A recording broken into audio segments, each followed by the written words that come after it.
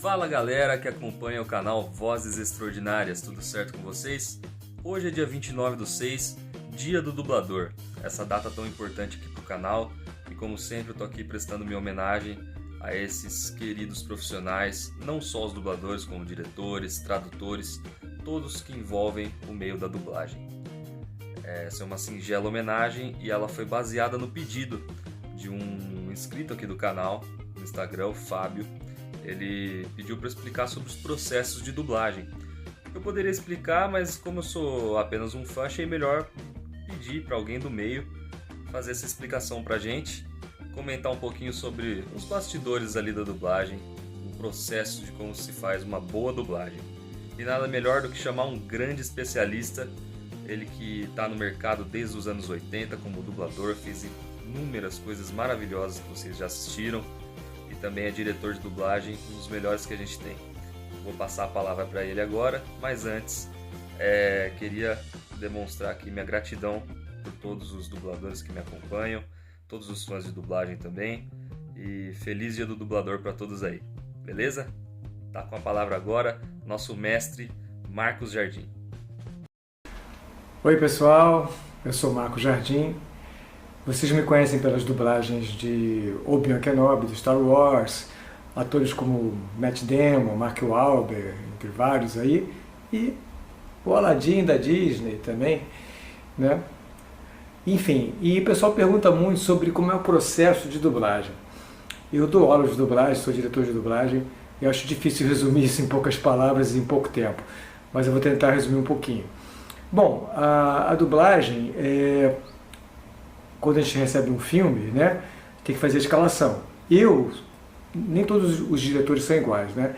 Eu gosto de seguir a escalação pela proximidade do original. Não só o timbre de voz, mas a personalidade, o estilo, o tom, o jeito do original.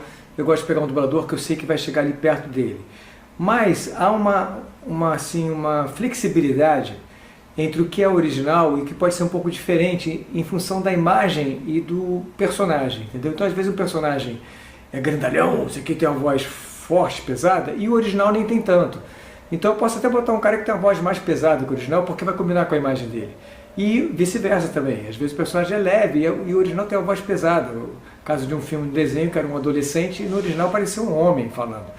E eu achava muito mais legal botar um adolescente mesmo, com mais voz de criança do que do original.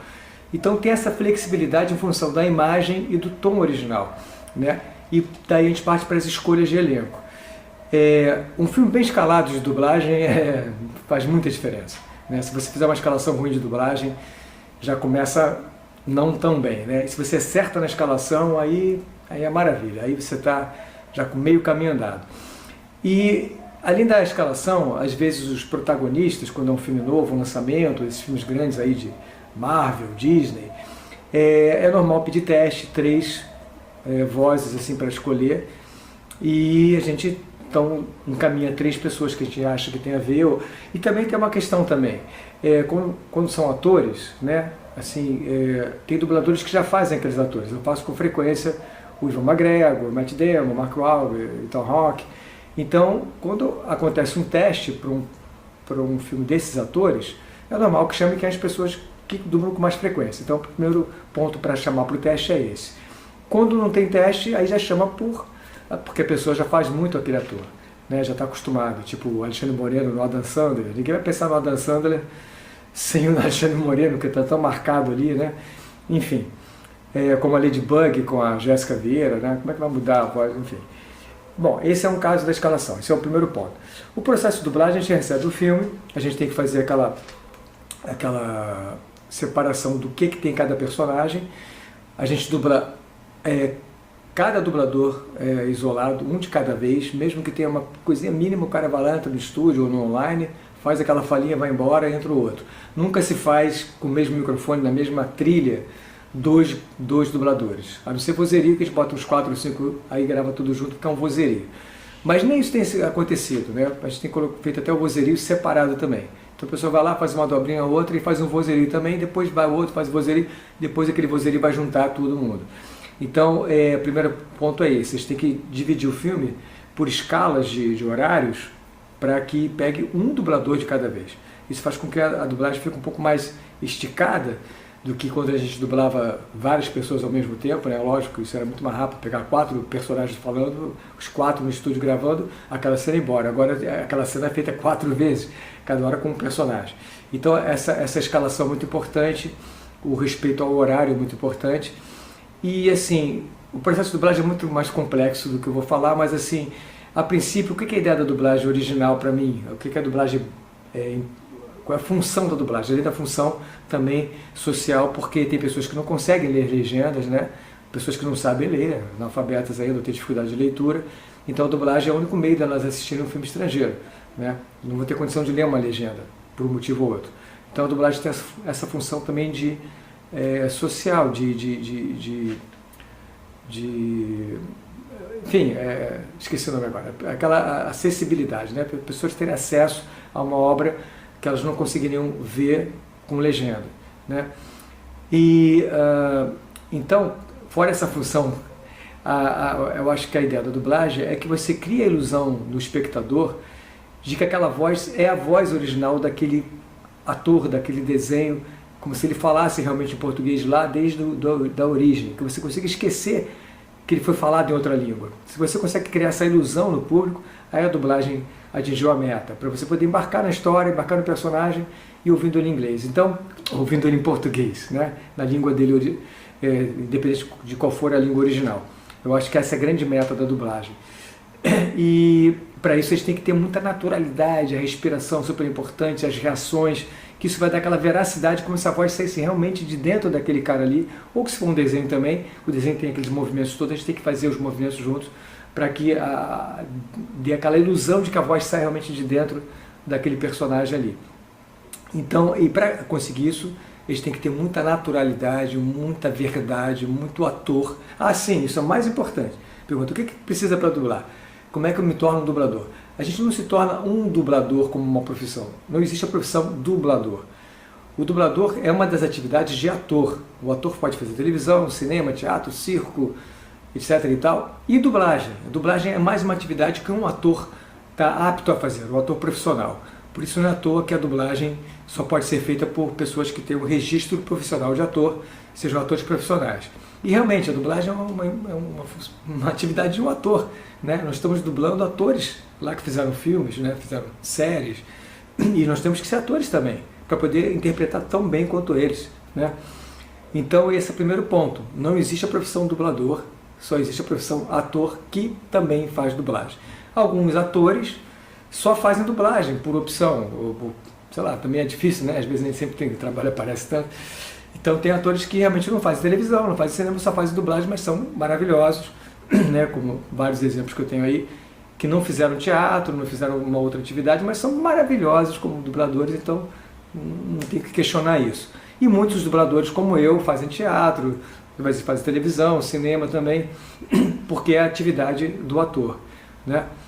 E a questão da versão brasileira, né, para concluir assim, é uma coisa muito rápida, né? A dublagem é muito mais complicada do que isso.